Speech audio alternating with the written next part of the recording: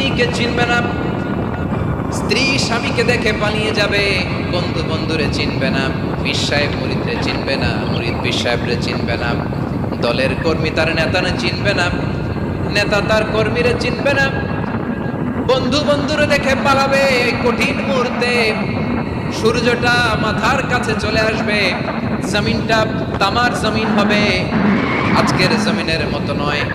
মানুষ ঘর্মাক্ত, ক্লান্ত, শ্রান্ত মাথার মগজগুলো কানের ছিদ্র আর নাকের ছিদ্র দিয়ে বেয়ে বেয়ে পড়বে। বিশ্বনবী ফরমান, ময়দানে 7 শ্রেণীর ব্যক্তিকে রব্বুল আলামিন তার আরশের নিচে ছায়া দিবেন। তার মধ্যে প্রথম শ্রেণীর ব্যক্তি হলো ইমামুন আদিল। ইমামুন আদিল, ন্যায়পরায়ণ শাসক,